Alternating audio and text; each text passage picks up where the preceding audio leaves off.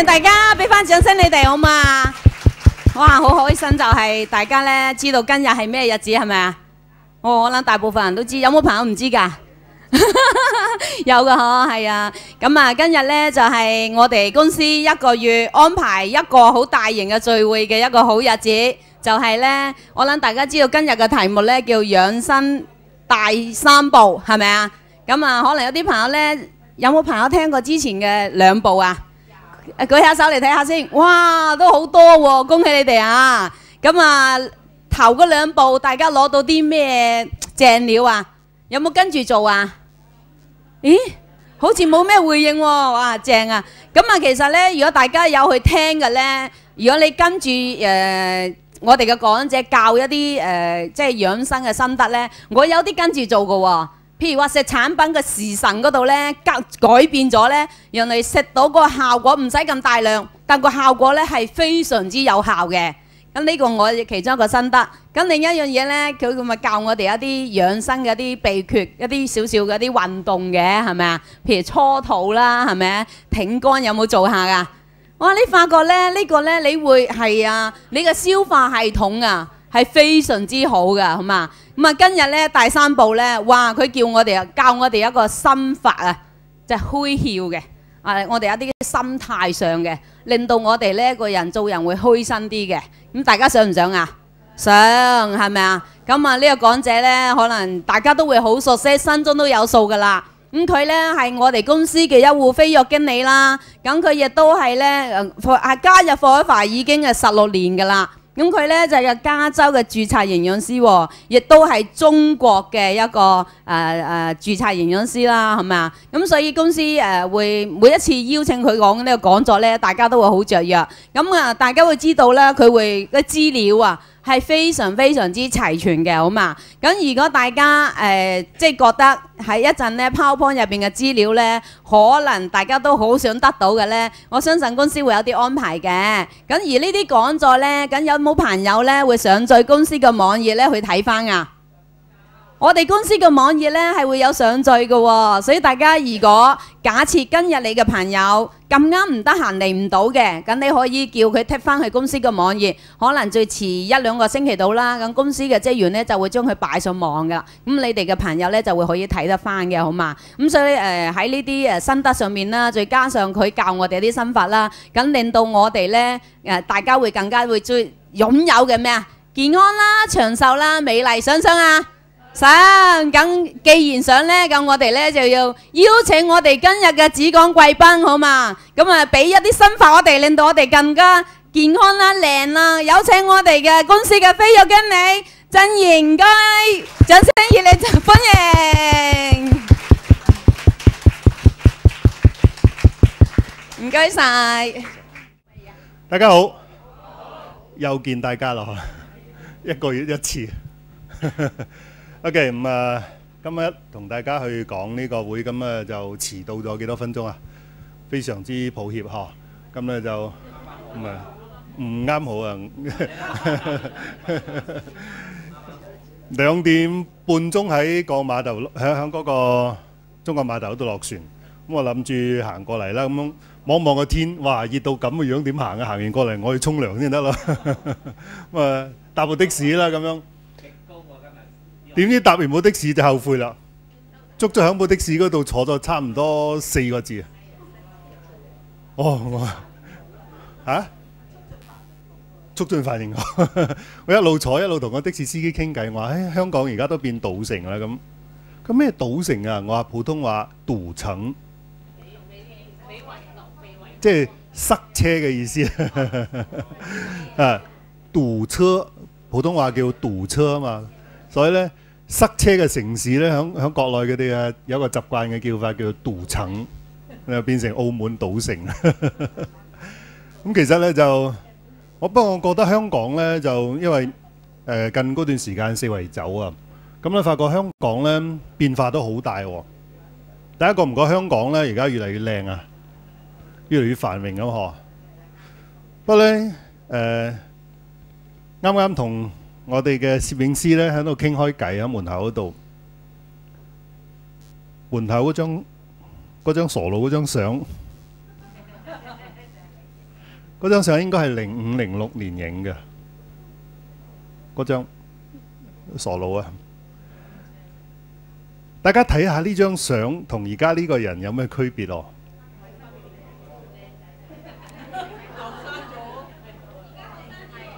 係仲後生咗，而家肥啲，少少肥喎。嗱，我上個禮拜咧，好多人都話我瘦咗噃。今個禮拜咧，有好多人話我肥翻啲喎。咁大家知唔知點解肥翻啲啊？No，月餅都未開始食，你哋開始食㗎啦。我食咗半個5人嘅，你睇唔多啦。你點解會肥咗咧？咁大家咧記唔記得有冇記得我上2次講嘅順應天時啊？係咪啊？而家秋天開始嚟㗎啦噃，係咪？咁啊，秋天嘅時候，所有嘅大自然嘅動物會點樣㗎？開始要儲食多啲嘢，係咪？儲多啲脂肪，係咪？咁啊就要過冬㗎啦噃，係咪？咁所以咧，我開始就食多啲嘢，儲翻啲。咁啊，美女們啊，唔使驚啊，係咪先啊？冬天啊，着到密密實實，鬼睇你咩係嘛？咁其實冬天咧，事實上係適當肥翻少少係好啲嘅，係咪？咁所以咧，大家見到我咧，亦都會係嘈翻滿少少嚇。咁同埋一樣嘢咧，就係我不單止睇呢張相，我睇翻我94年嗰張相。94年係我自己人生當中一個低谷嘅時間。咁樣呢個時間裏邊咧，我咁啱好咧就過嚟香港喺灣仔嗰度咧去搞嗰個澳洲護照嘅嗰個搞個護照啊。咁咧就影咗張相，咁張相咧而家仲擺喺我嗰個筆記簿嗰度嘅。我睇翻嗰張相，94年到而家幾多年啊？各位，17年咯。我睇翻嗰張相咧就好有感覺嘅。大家有冇去試過翻屋企咧去睇翻自己17年前嗰張相，或者大約20年前張相，會係點？嗱，嗰啲小朋友冇計嚇，小朋友計嘅時候10幾年係咁同咁嘅，嗬。但係如果成年人咧10幾年嚟咧，對於自己嘅變化，大家有冇一個感覺啊？會好大感覺嗬。有冇一個感覺就係話，咦，好似冇咩變嘅，或者有一個感覺，哇，有冇啊？咁你哋嘅感覺係咁樣啊，還係咁樣啊 ？OK 嚇，咁我發覺咧真係好好啊！喺做 Forever 嘅過程裏邊咧，10幾年，我係你話好其他金錢上啊，或者其他嘅得着咧，未必係一定係好豐厚，但係咧我有最大嘅得着就係一個喺人生當中我得到一樣嘢係非常非常重要嘅，就係咩咧？我嘅健康。17年裏邊咧，我個樣係冇變過嘅。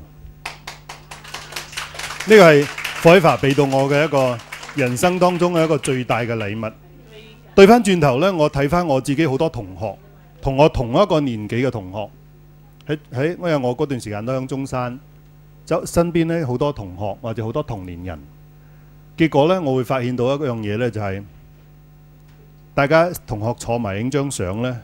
好似突然間我變咗學弟咁樣，師弟啊，細個好多，好多同學咧突晒個肚腩又有啦，光晒頭、白晒頭髮啦，或者變晒型啦，甚至已經有幾個咧已經係走咗上去見某一位仁兄噶啦，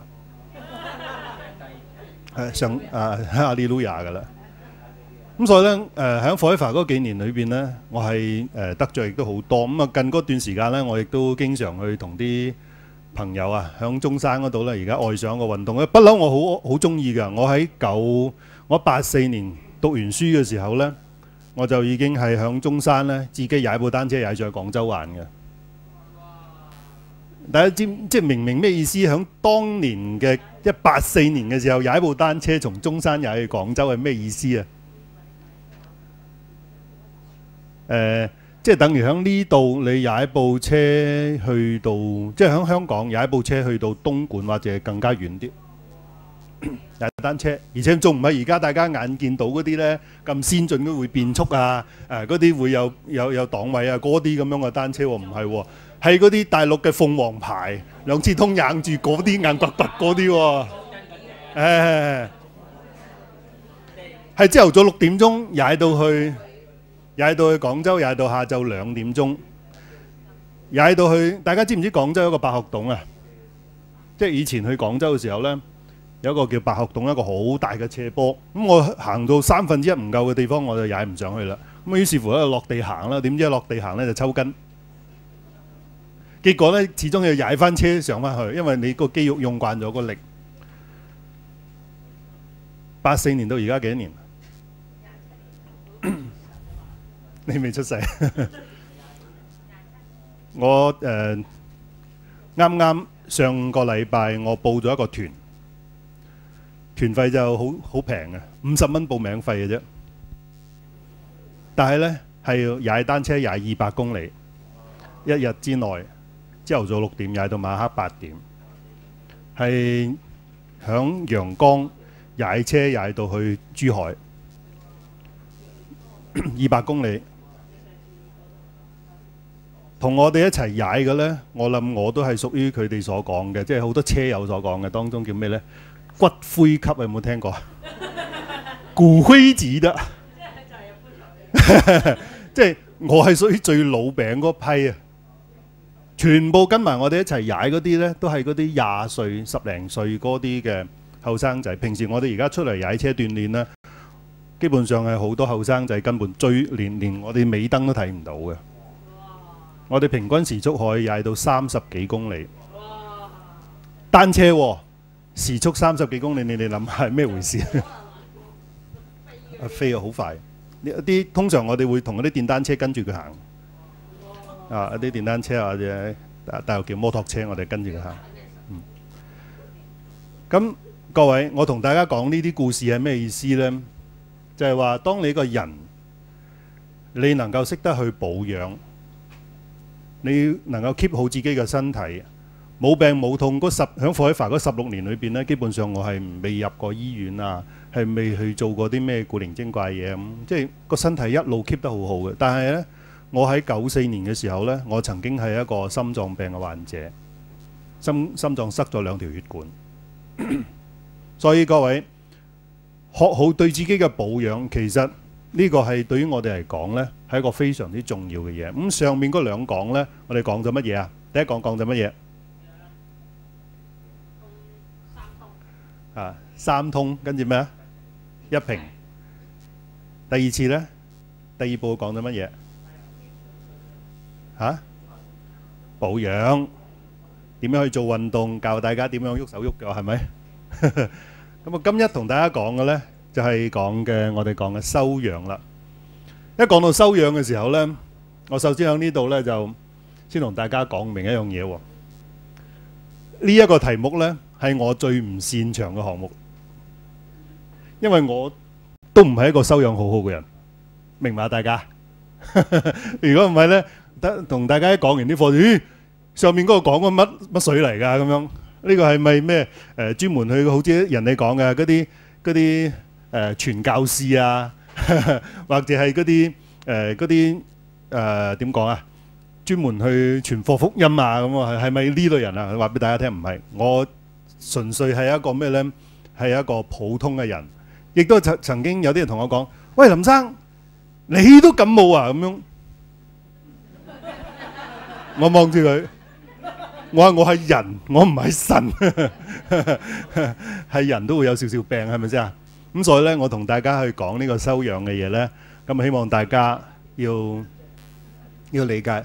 我亦都仲喺度修養緊，我都喺度練緊，係嘛？只不過呢，今日下晝喺呢度呢，係同大家去分享下一啲嘅心得，好唔好啊？OK，如果講得唔好呢，大家多多包涵喎。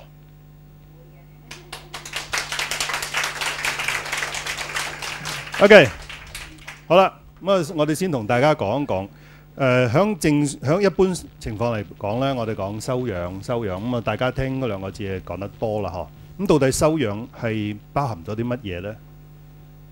咁其實呢，呢個話題呢，好似好嚴肅，咁所以咧，我今日下晝咧，我希望能夠通過少少嘅演繹咧，能夠讓大家能夠多啲理解到呢方面嘅嘢呵。咁首先一樣嘢咧，我哋講喺我哋嘅修養當中咧，最需要去掉嘅首先一樣嘢咧，就係我哋所講嘅執着。執着呢樣嘢其實另外一個名詞係叫咩咧？固執啊，堅持係嘛？咁到底係好啊，係唔好咧？執着啦嚇，啱。其實咧，執着咧係冇好，亦都冇話係錯嘅，即係冇對，亦都冇錯嘅。睇你去點樣去睇呢件事，同埋你執着啲乜嘢。咁但係有啲我哋所謂講嘅呢三個字嘅嘢咧，貪、嗔、痴呢三個字咧，其實嗱，除咗我哋啱講嘅病、生老病死呢啲嘅煩惱，嗬，呢啲我哋嘅執着咧，嗰啲咁樣嘅煩惱，我哋每個人都有噶啦。咁我哋之前講咗我哋嘅營養啦、保養啦，係咪先？將我哋嘅病啊各方面嘅嘢咧，盡量去除，係咪？但係好多人咧，始終有心理嘅問題。大家知唔知咧？曾經我係睇過一種我睇咗一篇嘅報道。以前係咪講一啲好殘酷嘅動物咧，或者一個好殘酷嘅人咧，話佢係鱷魚的眼淚啊？有冇聽過呢個成語啊？鱷魚的眼淚，即係話啲鱷魚都好特別嘅喎。一鱷魚咧，佢喺度殺緊其他嘅動物嘅時候咧，佢自己會流眼淚嘅喎。但係咪鱷魚的眼淚咧？佢喺度殺人，佢又喺度流眼淚咧？其實咧，科學研究就話唔係，原來佢喺殺人嘅時候咧，佢嗰度流出嚟嘅唔係佢嘅眼淚，係一種分泌物嚟嘅啫，完全係一種佢嘅生理反應嚟嘅，佢係冇感情嘅。但係最新嘅研究有乜嘢咧？原嚟咧發覺咧，鱷魚嘅智慧啊係極高嘅，鱷魚嘅智慧係極高。佢能夠帶佢喺佢個群體裏邊咧，佢能夠有各種嘅信息嘅表達方式啦，佢嗰個群體嘅力量啦，同埋佢哋嘅思維點樣去佈局去獵物啊嗰啲，係一種非常之聰明嘅動物。而且鱷魚咧，佢自己都係有嗰個感情喺度嘅。佢同物種與物種之間，或者佢群體之間咧，佢有好深嘅呢種嘅關係喺度。咁其實即係一樣嘢就係話，連一種我哋認為係冇感情嘅動物，實際上都咁有感情。咁其實要在座咁多位，包括我自己在內，要拋開感情嘅煩惱或者思維嘅煩惱，容唔容易啊？係唔容易。咁所以呢樣嘢呢，所以點解話好多古代啲聖人呢，要去修行呢，要走入深山老林嗰度呢，佢最主要一樣嘢就係拋開好多所謂嘅感情嘅滋擾，能夠讓自己去思考，去成就自己一啲嘅所謂嘅修行。喺呢個過程裏邊呢，佢避嘅就係避免三樣嘢呢，我哋所講嘅貪、嗔、痴嗰三個字。貪係乜嘢啊？貪心咯，係嘛？咁啊咩叫貪心啊？我而家我袋嗰度有1000蚊喺度，見到隔離嗰個荷包突突地，咁啊，嗰啲係咪貪啊？嗰啲係貪。但係如果我自己食都冇咯，唔夠錢去開飯，我要努力去揾多啲錢，佢算唔算貪？唔算貪。貪係咩意思咧？就係話，當你自己處喺好順境嘅情況底下，你都仲要去掠奪人哋嘅，仲要去貪圖一啲嘅嘢嘅，呢啲我哋叫貪。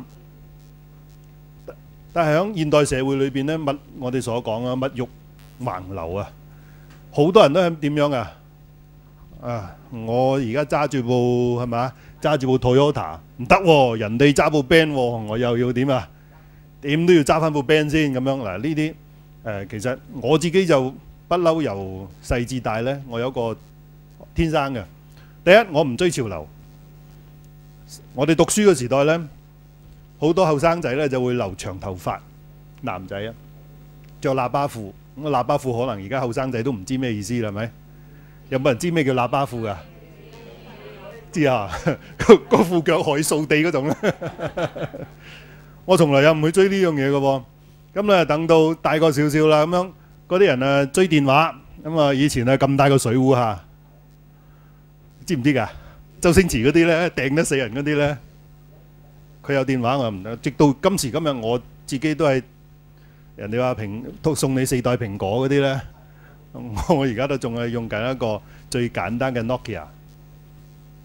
其實我覺得能夠用到好啦，我亦都從來唔去貪。咁其實一樣嘢咧，冇呢樣嘢咧，個心境咧係好舒服嘅。當我老婆成日都話我嘅，天塌落嚟你都5分鐘瞓咗覺嘅咁，真係嘅噃。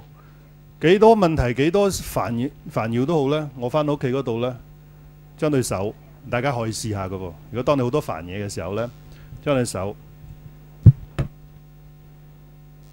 搭住佢，放喺自己嗰個小腹嗰度，就咁搭住嗰度，將個人放鬆晒，放平晒，然後將個成個人咧沉晒落去嘅時候咧，你會好快瞓得着。呢個係我自己嘅一個幾多煩惱都好。咁多年嚟，你大家諗一諗，你話你估我喺嗰個人生裏邊冇碰到過啲乜嘢嘅波折咩？冇碰到啲咩困難咩？其實每個人都有嘅，但係喺呢個過程裏邊，任何時間我都瞓得着。就係你個心，你能唔能夠去將自己嘅好多嘅所謂嘅慾望能夠降低？親呢個字大家知唔知讀親？呢個係咩意思啊？大家知唔知呢個字咩意思啊？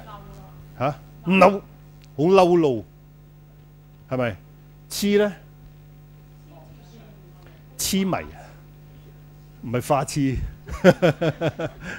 其實咧，呢啲咁樣嘅情況，嬲怒就係話你喺嗰個逆境當中，你會唔會去成日去諗好多唔好嘅嘢？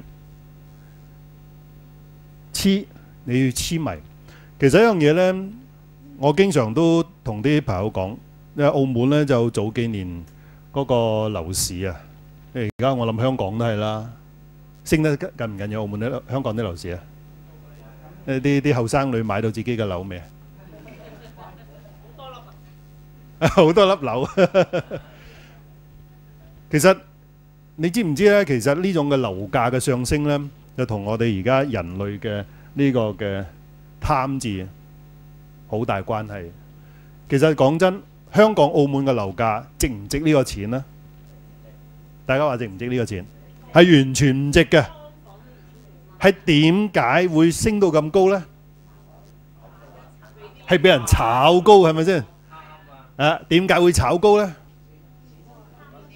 貪字作怪啦，係咪先？大家都貪。啊！我買層樓，我可以升值喎。個個咪將啲所有嘅老本啊、咩棺材款乜得款都抌晒出嚟，去炒高樓價。結果呢，害咗佢喺邊度呢？害咗自己嘅下一代。香港我唔係太清楚，澳門呢，我好知道好多後生仔呢，佢哋計嗰條數，佢哋一世人都買唔到一層樓。澳門街嘅收入，即使你係萬零蚊唔錯都好啦。普普通通豆腐潤咁大都已經成200-300萬，你點去供？你點去買？係咪先？拍得住香港嘅而家澳門啲樓價，拍得住㗎。所以一樣嘢就係話呢啲咁樣嘅問題呢，每個人都喺度貪，每個人都喺度處理嗰啲咁樣嘅身邊嘅嘢嘅時候，結果受害其實係翻自己。所以呢樣嘢呢，我哋所謂講嗰啲嘅煩惱呢，就係叫做庸人自擾啊，自己係揾翻啲嘢俾自己。係咪？呢個係，所以咧，我哋講，其實呢樣嘢係最難處理嘅。倒翻轉頭俾到我自己，你話我買唔買樓啊？我都買咗樓啊，啱唔啱先啊？咁你話我貪唔貪咧？都貪。所以咧，呢樣嘢就係話，呢個係叫做咩咧？係最難處理嘅一樣嘢。所以咧，我哋每一個人咧，去盡量去讓自己嘅貪慾下降。我翻到大陸，我係06年翻到大陸。我翻到去之後咧，有啲人啊，林生你買部車啦，我話唔揸。我已經澳門響國外已經揸10幾年車啦，成20年車齡。我翻到大陸，我唔夠膽揸。一嚟嗰啲路面太亂，二嚟咧，我揸嚟做咩啫？我而家響大陸嗰度咧，大家知唔知我嘅交通工具係乜嘢？單車，好好玩，真係踩單車好好玩，又鍛鍊到身體。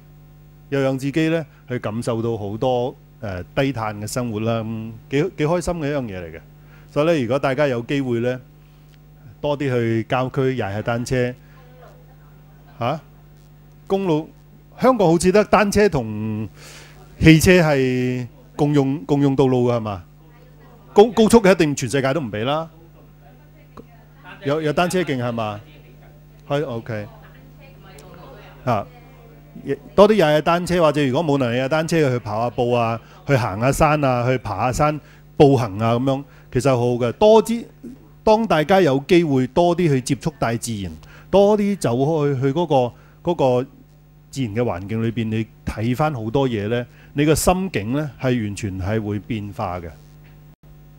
當你一個人入到去一個環境嗱，呢度我講翻一樣嘢嗬，我94年加入 Forever， 一路做到今時今日10幾年嘅直銷啦。但係我翻到大陸呢，任何一間直銷公司我都唔掂，都唔做。好多嘅直銷公司曾經揾過我去幫佢哋去講課啊，去做咩我去講，但係要我加入佢哋公司，我就冇一間加入。知唔知點解啊？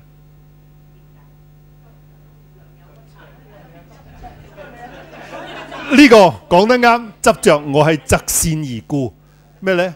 我係執着喺 Forever 喺度，係咪？呢個係，但係我點解我唔去其他公司嗰度做呢？因為我發覺喺國內呢，好多嘅所謂嘅直銷公司呢，係做到係亂晒大龍嘅，而且呢樣嘢就係話呢，得一個字，佢哋將啲我哋叫傳銷，佢哋叫直銷，佢哋將嗰啲嘅直銷嘅所有嘅partner 同事咧，根本就唔係當係一個叫 partner 嚟睇嘅，當成係一種貨物咧，或者係當成一種叫做賺錢機器啊，一種榨取嘅對象。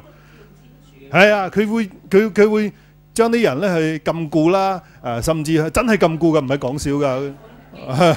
佢係將嗰啲人咧就點樣去關埋啊，又要攞錢啊，又要佢哋。我曾經最近我接觸到一間公司，佢哋公司咧係正式攞牌嘅直銷企業。正式大陸發牌俾佢嘅，發牌俾佢嘅時候，佢所寫出嚟嘅政策嗰個公司策略就係咩呢？佢498蚊就可以成為公司會員，可以去發展生意㗎啦。但係呢，嗱呢個係俾政府嘅，俾完政府之後，佢哋落邊嘅運作，你知唔知佢係幾錢一個人開卡？加多2個零啊，係8000幾。仲係要全部行啲所謂嘅雙軌啊，全部行呢啲咁樣嘢。仲要大家知道行雙軌係咩意思㗎啦？啊，行完一隻腳，你嗰邊隻腳唔夠，你仲要搭錢落去補翻嗰隻腳，你先有錢收嗰種㗎嘛。所以呢，通常呢抌8000落去嗰個呢，係要抌多幾隻腳落去嘅。咁你唔知幾多千幾多萬抌咗落去㗎啦。唔識得嗰啲人呢，就咦咁樣可以揾快錢喎。我哋識得嘅人呢，知道。明明係國家嘅正規嘅攞牌企業，都係咁搞法。你話我會唔會同佢做？嘥鬼氣。所以咧，大陸嗰度咧咁多年我唔會點，因為太亂。OK，咁所以呢一樣嘢就係同我曾經同大陸一間直銷公司嗰啲嘅領導傾過，佢哋嗰啲阿頭啊，佢話我哋冇要求咁做嘅噃，但係我哋控制唔到下邊啲人會咁做。所以咧，我哋下邊講嘅呢個唔好嘅習慣唔容易改進，又係因為執着，係嘛？不當嘅言行咧唔容易糾正，亦都係因為係執着。其實咧，啱可能扯得太遠咗。講翻我哋講養生保健呢一 part 嗬，我之前曾經提過就係話我哋嘅3餐應該點食？早餐你要點食？豐富係咪？午餐呢，食得飽飽地係咪？晚黑嗰餐呢，有幾多人做咗先？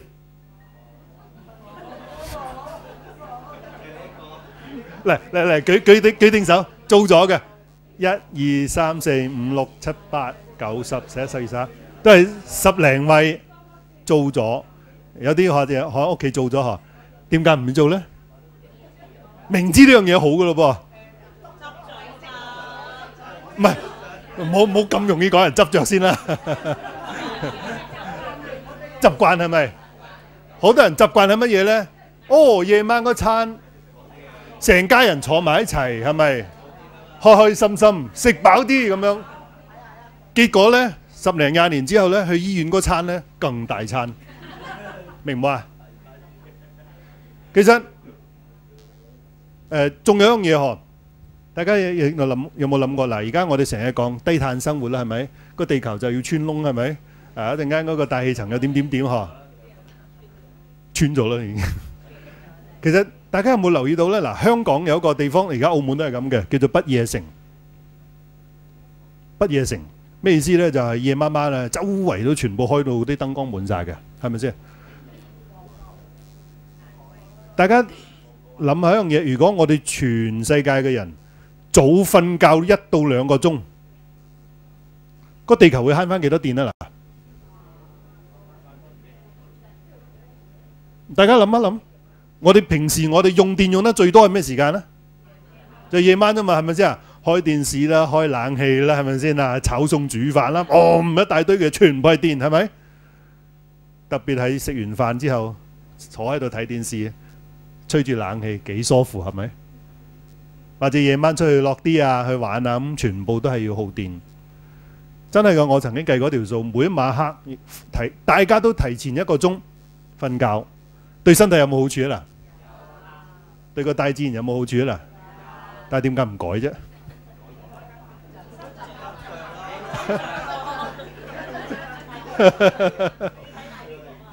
係嘛？執着。其實好多時呢，對我哋嘅身體好多有好處嘅嘢呢，其實大家冇去做，因為就係一樣嘢，一個習慣問題。而呢種就係一個我哋所謂講嘅習慣上嘅執着。咁所以呢樣嘢，我曾經真係同好多人講過，我哋早少少瞓得唔得啫？我哋夜晚搞乜科啊？冇啊，打機。後生我講打機，女士們就講睇大結局，係咪？男嘅就上網Facebook。所以呢樣嘢呢，大家不妨去自己。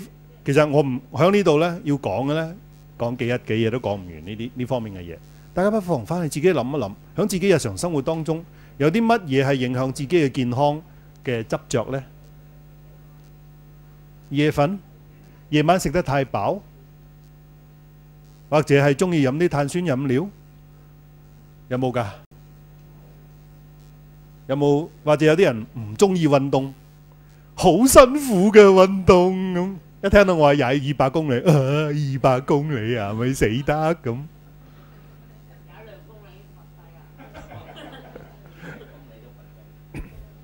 1公里1公里啊，眨下眼已經踩過去啦。其實大家自己不妨翻去諗一諗。其實好多嘢呢，其實無論你食幾多保健產品，做幾多運動，但係你個心態上唔調整，你好多嘢都打晒折扣。大家覺得係咪？認唔認同啊，各位？仲有一樣嘢，我哋喺呢度睇翻世界上嘅事呢，係變化無窮。喺個過程裏邊呢，要識得變通，唔好轉牛角尖。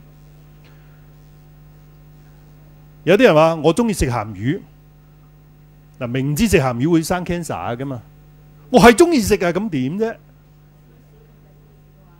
少少唔緊要，但係多多呢，係咪先啊？我發覺咧，好多人咧就係咁樣唔轉彎。嗱，除咗啲健康上嘅嘢，或者自己生活上嘅嘢，我唔知道呢度有幾多位係佛教嘅嗰個，即係相信佛教嘅人嗬。喺佛教裏邊咧就係冇所謂嘅對與錯嘅。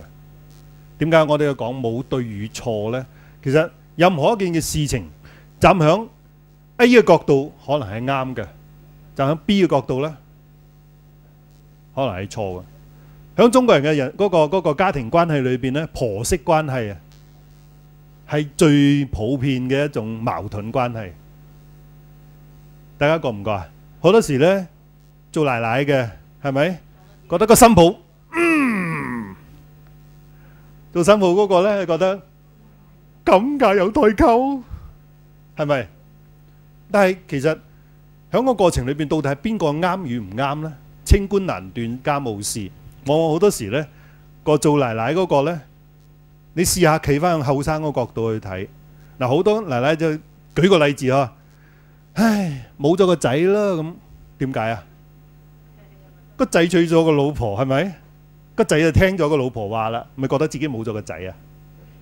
咁講真，個仔個血統永遠都係你嘅，係咪先啊？佢如果佢對你孝順，佢對你係咪即係對你好咪得咯？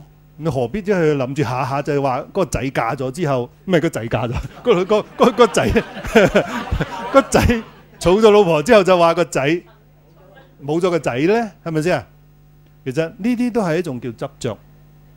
其實大家不妨諗下，凡事咧學會做一樣嘢，就係話換一個角度去睇一樣嘢。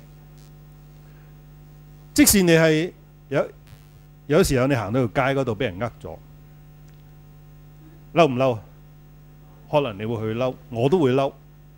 但係咧，我會嬲一陣之後咧，我就會識得諗點解佢會呃我咧？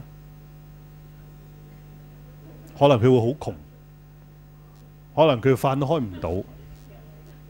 咁我轉翻向佢嘅角度嚟諗嘢，我咪唔嬲咯。哦，原來佢可能屋企真係好唔掂水，或者佢屋企真係出咗咩大問題。有一次好得意，響中山，我同一個車友咁啊約咗去交啲嘢俾佢。佢一見到我面咧，嗰時候接咗我嘅嘢，嗰時候嗰啲眼淚啪啪聲咁流啊！後生女嚟嘅喎，哇！大佬發生咩事啊？如果唔知嘅咧，以為我一定要點樣啊？欺負一個後生女係咪先啊？啪啪咁流眼淚。當其時咧，我就話你做咩事？冇事。咁樣冇事，走揾個地方坐低，咁啊揾間咖啡室同佢傾。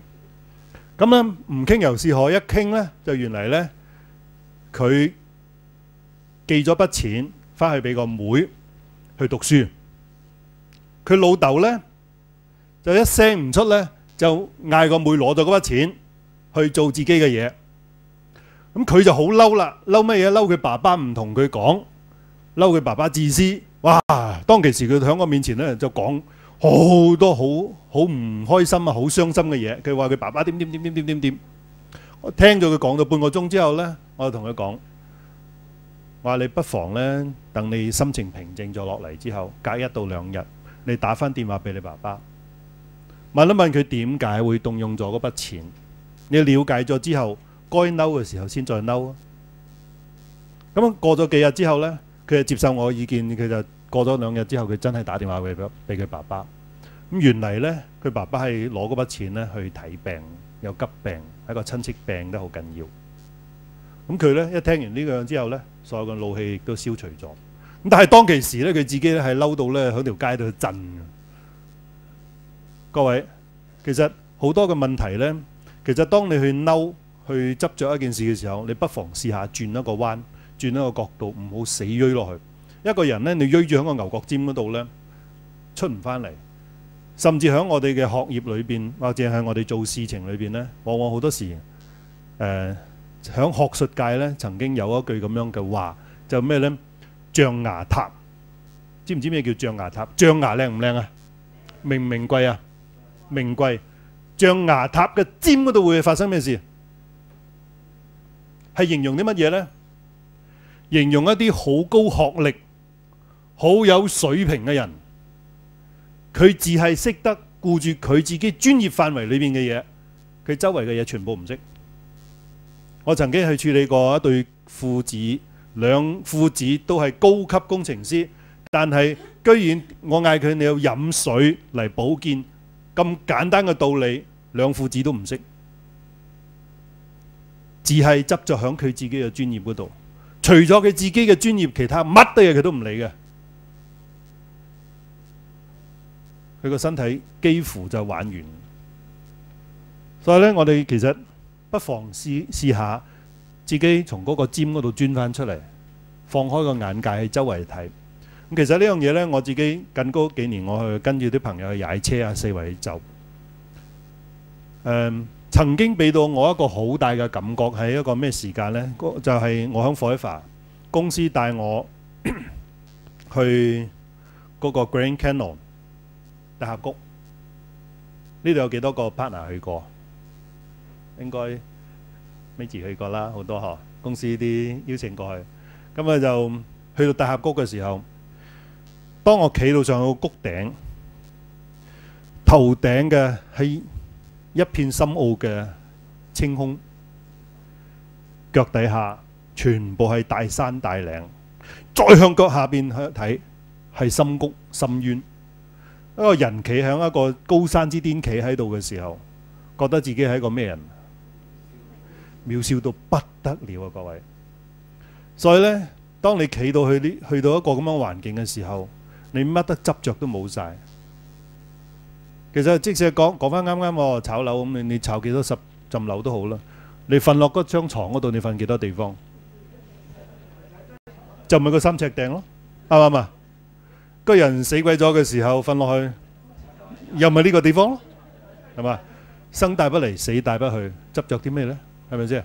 所以當我哋嘅人呢，去將自己嘅心去擇善而高，去多做一啲幫人哋嘅嘢，固執響啲好嘅事物，能夠幫到人嘅事物上面嘅時候呢，你自己嘅心會開放好多，你嘅心嗰個心境啊會好開闊嘅。咁所以呢度呢，對你嘅，當你能夠離開嗰個象牙嗰個象牙塔嗰個牛角尖呢，你會將你放眼世界，你就學識一樣嘢，擇善固執，去揾一啲真係去做好事嘅嘢，去固執去做，你個心會舒服好多。OK， 執着之害如同走路，不放棄後邊嘅一步，就唔會向前。如何邁出向前嘅一步？其實我哋每一個人呢，都會好對自己擁有嘅嘢，自己手上嘅嘢好珍惜，呢個係正常嘅。但係有冇諗過一樣嘢？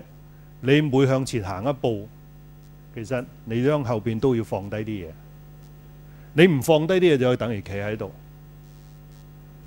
例如我哋踩單車一樣，我哋成日去玩喎。你每踩一步嘅時候，你知唔知你嘅車轆都喺地下留低個印喺度？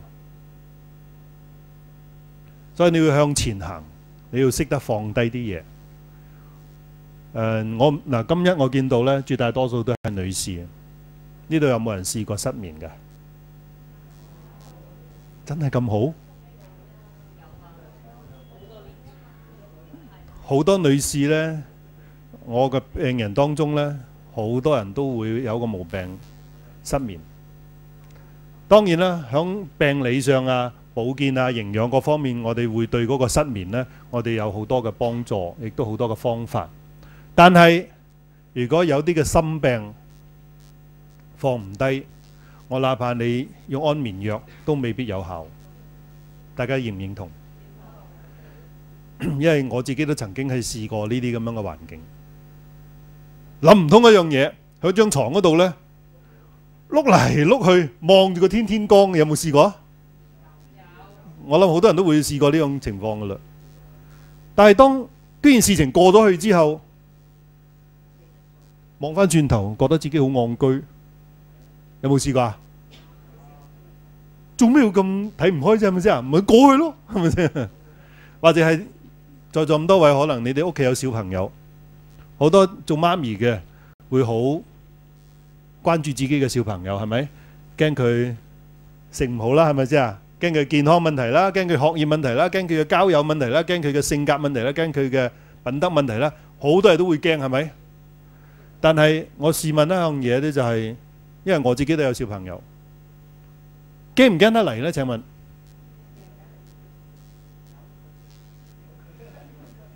真係嘅，你驚唔驚得嚟咧？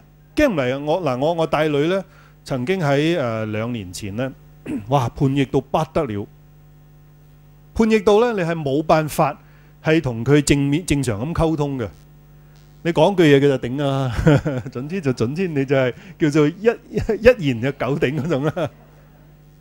而且咧做出嚟嘅行為咧，就有時都會覺得佢咦好幾瘋狂下咁樣。咁我哋就請教一個心理醫生。咁個心理醫生話：哦，呢個時間咧係小朋友嘅叛逆期嚟嘅，睇住佢得啦，唔好俾你夾硬去橫加干涉咧，冇用嘅。結果咧，我就真係企喺遠遠地。